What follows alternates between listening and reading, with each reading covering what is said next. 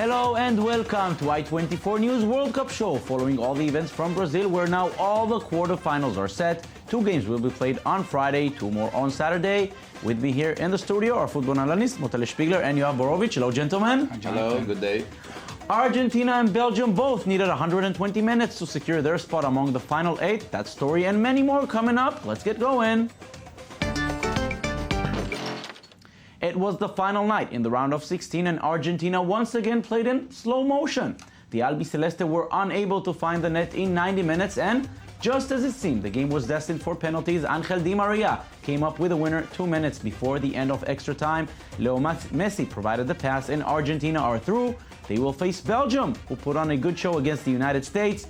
American goalkeeper Tim Howard saved his team again and again in regulation. But in extra time, the Belgians scored twice. The Stars and Stripes replied just once. Belgium wins 2-1 and also moved to the final 8.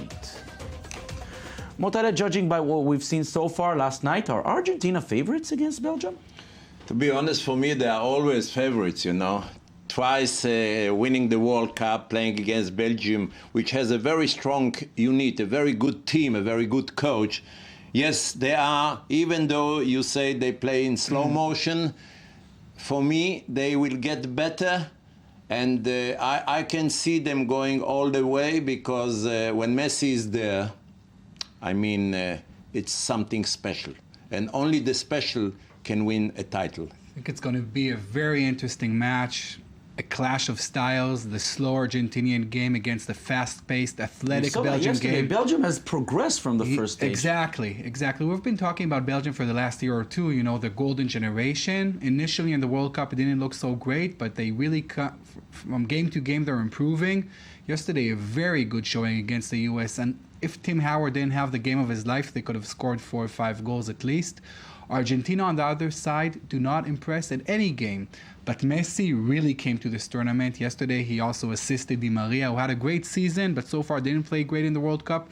I think it's going to be a very, very interesting game, and I foresee an upset there. I think Belgium is going to win. Very interesting. Motele, I want to take you back to the 1986 semifinal. Yeah, I've been there. Yeah, I was a little kid. I remember Argentina was, again, not a very good team, but they had a superstar in Diego Maradona who scored twice against the talented Belgians. We could be up for the same scenario. It was a fascinating game. Belgium there had many great players.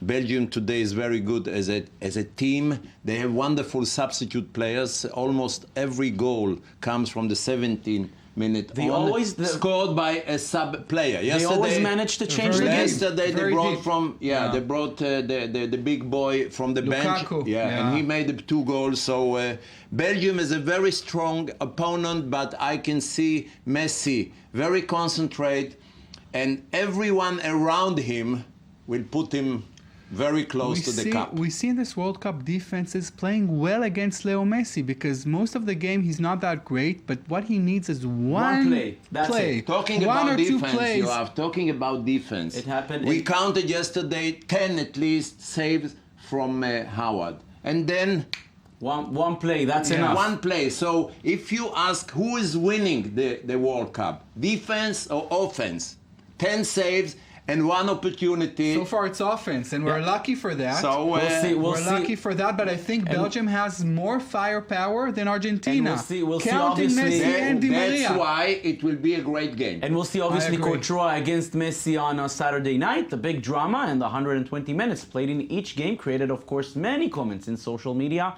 Here are some of them in Merav Savir's tweet deck.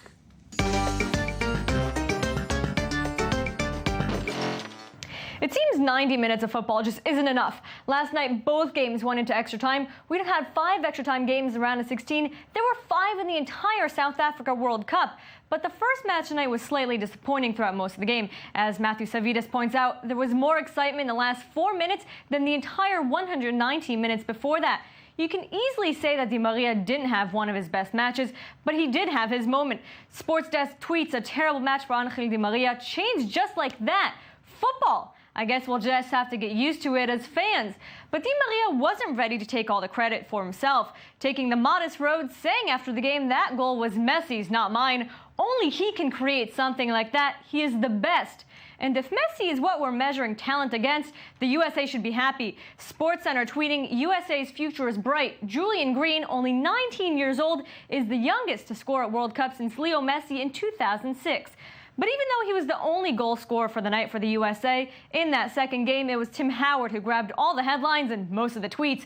Jim Reinking saying, if this ultimately is Tim Howard's final World Cup game, he went out in a blaze of glory, and it may very well be for the 35-year-old.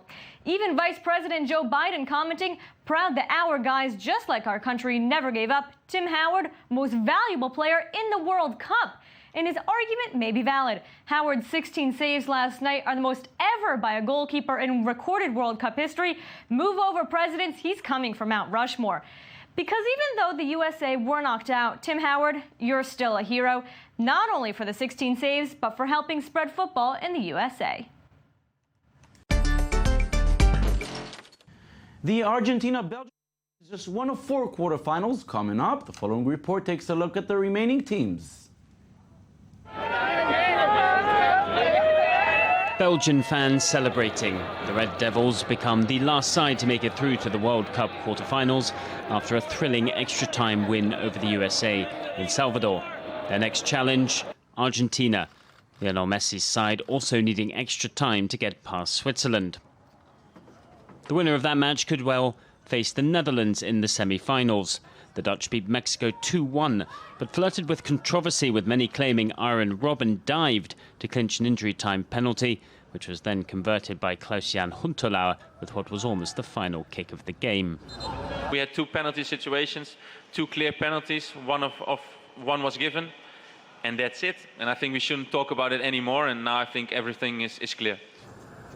The Dutch will take on tournament underdogs Costa Rica, who, after coming through a tough group that included Italy, beat Greece after penalties to reach the quarters for the first time. Meanwhile, host Brazil were pushed all the way by Chile before coming through after penalties as well. A shootout that concluded with many of the squad in tears. With regards to the crying, everyone reacts differently. Some are compulsive, others relax. There's no point in making a big deal about it. That leads nowhere.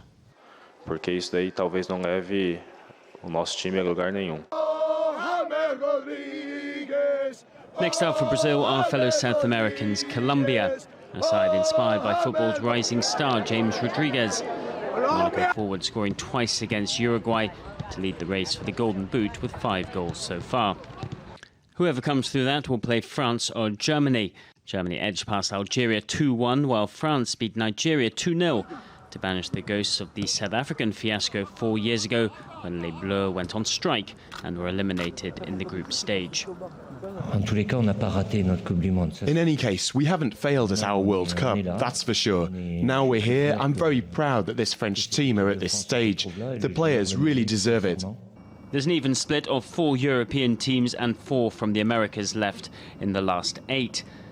No European side has ever won the World Cup in South America, while a Brazil-Argentina final remains a possibility. Picking a winner, though, is anyone's guess. Motele, all the favorites struggled to go through, but they did. All the group winners are through to the quarterfinal. It's hard to see it as a coincidence. Listen, at that stage, everyone has everything to get through. Now it's a competition, like boxing. I will always compare it to boxing. When you can't knock him down, you try to win points, and then slight mistake, and the here last we man are. standing survives and wins. So yeah, we saw. I think eventually we see the quality of the better teams. Yeah, wins, and really it was hard. 3 games 0-0. We didn't expect that. 5 overtimes. 5 overtimes, but then we see the goals in the overtime. Even yesterday, we can see a classic example. Belgium, US. The US are fighting, defending, giving everything they have. Eventually, the Belgian quality won the game. The same with Messi and Argentina. The same, many games in this round. Germany and Algeria. You need patience and passion. Yeah. That's it. And obviously, we don't see as many goals now as we saw in the first round. Listen, it's not an automatic shootout. Players against players, matchups between strong defense and tricky attack players. It's not so easy, but you always know that a split second and someone will do it by himself. And also we have to remember teams are afraid because it's a knockout stage. Secure, they may lose. not afraid. They may lose. Secure. Anybody who will be afraid will lose at the end of the day. You have to be confident and then try your best, go forward, and you have to defend intelligent and to attack clever. And now another interesting point is the success of the teams from the Americas. It's been 20 years since the American continent hosted a World Cup, almost 30 years since the last Latin American tournament, and fans in the New World sure missed it. All over the Americas, the World Cup caused huge excitement. Some fans are still following their teams in Brazil, others are already back home, but they all put on a beautiful show, as Mirav Savir reports. World Cup fever has taken over the Americas. While the Europeans are exiting Brazil en masse, fans of South, Central, and North America are cheering on.